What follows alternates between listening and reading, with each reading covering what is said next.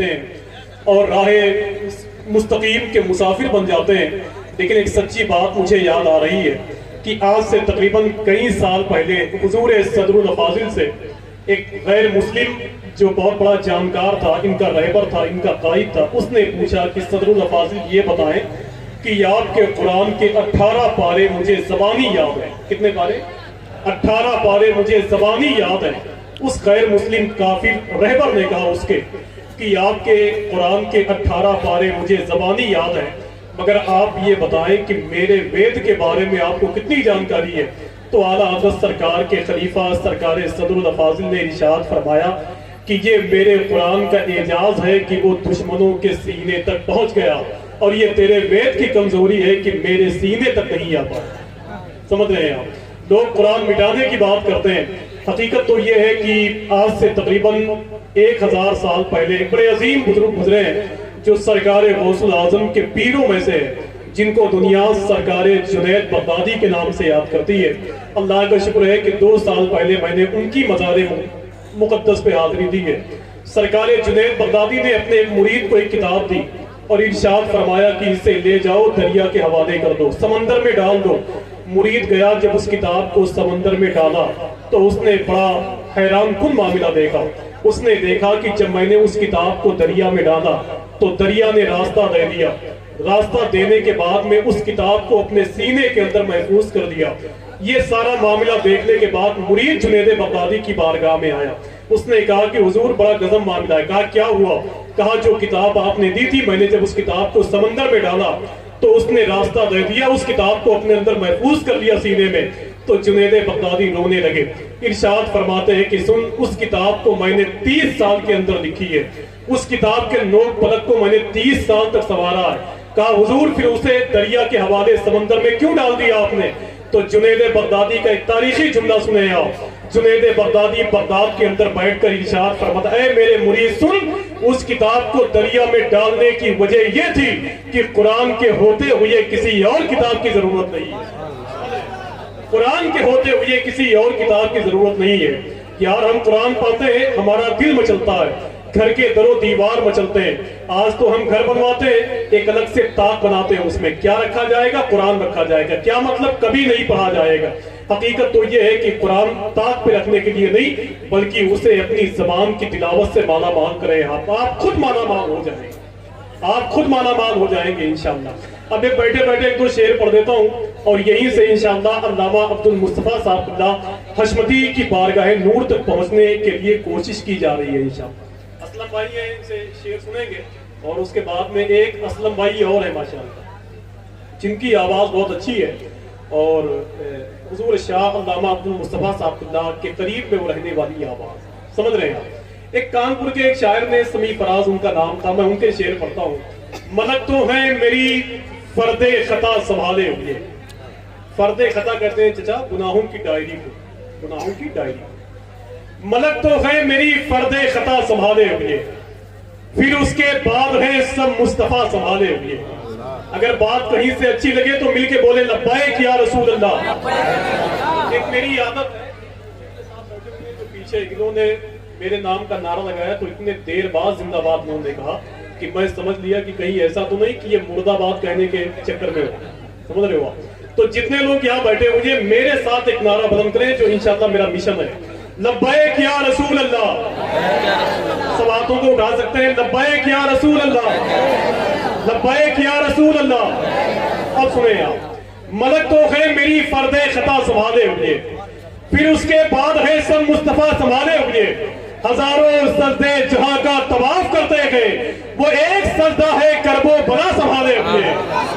हजारों सजदे जहां का तवाफ करते गए, वो एक सजदा है करबो बला संभाले हुए। और नबी के इसमें ग्रामी का फैज तो देखो, मेरे चिराग को खुद है हवा संभाले हुए। नबी के इसमें ग्रामी का फैज तो देखो, मेरे चिराग को खुद है हवा संभाले हुए, मेरे चिराग को खुद है हवा संभाले हुए। हजरात आइए बढ़ेगी अदब और एहतराम के साथ मैं गुजारिश करता हूँ, धीरे धीरे पूरे उत्तर प्रदेश नहीं पूरे हिंदुस्तान में अपनी आवाज के हवाले से एक अलग शनाख्त, अपनी पहचान जिसने कायम की। असलम बलरामपुरी के पाकीज़ा पैकर में मैं जब आज आ रहा था तो अल्लाह का शुक्र है इन्होंने मुझे खुशखबरी दी कि हजरत ये मेरा ससुराल है माशा। तो जाहिर सी बात है कि ससुराल में तो रंग कुछ और होना चाहिए, समझ रहे हैं आप। तो वो बैठे हुए हैं, अल्लाह का शुक्र है जिनकी आवाज़ बहुत अच्छी है, जो ये दर्दो कर्ब में डूब कर आकाए करीम की नात पढ़ते हैं। और वाकई यहाँ से वहाँ तक जितने लोग बैठे हुए हैं मैं उनसे गुजारिश करूंगा कि इस यकीन के साथ हुजूर की नात पढ़ें कि हम भेरमपुर में बैठे हुए हैं, मगर यकीन दिलाएं आपकी मदीने शरीफ में बैठा हूँ। गम से छुटकारे को काफी है हवाला तेरा,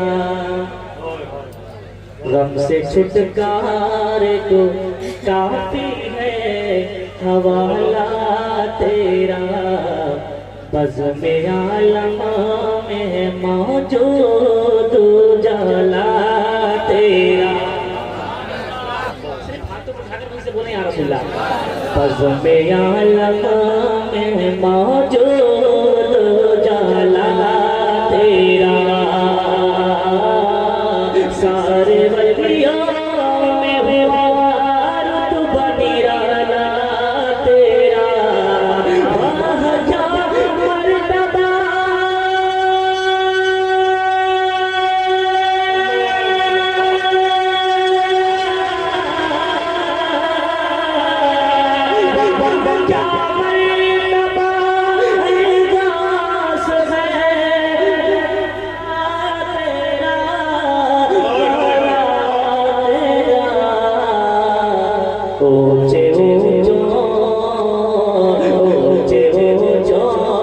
सरों से कदमाला तेरा, ऊंचे ऊंचे सरों से कदमाला तेरा, ऊंचे ऊंचे सरों से कदमाला तेरा।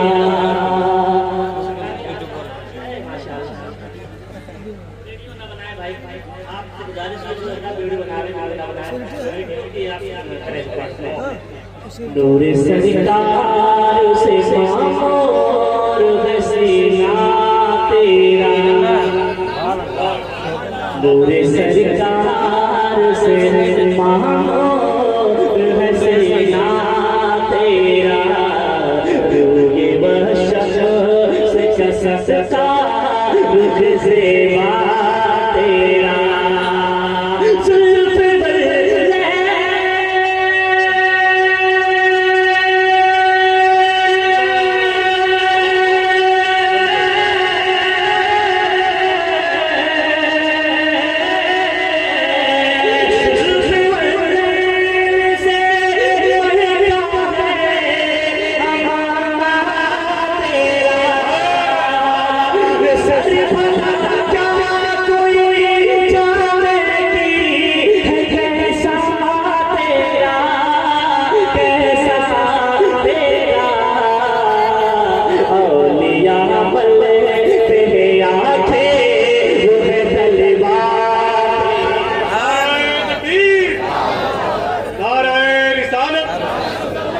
के आला हजरत उर्से मुकद्दस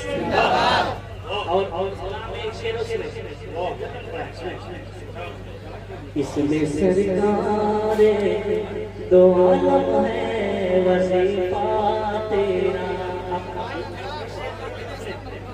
इसमें सरकारे दो आलम है वजीफा तेरा, कल्बे मुर्दा को जिला देता है खुतबा तेरा,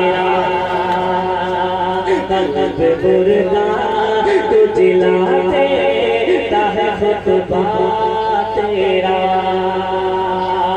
कि जब पे खौफा खतर रहता है शहदा तेरा, क्या तबे जिससे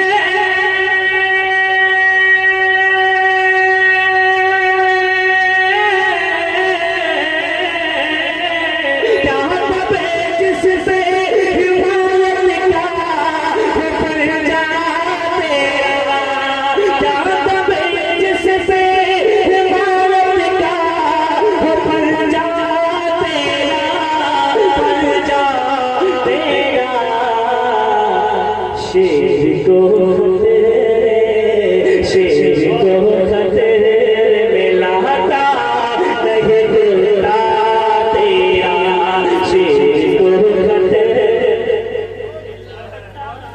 नहीं देता तेरा, शेर को खतरे में लाता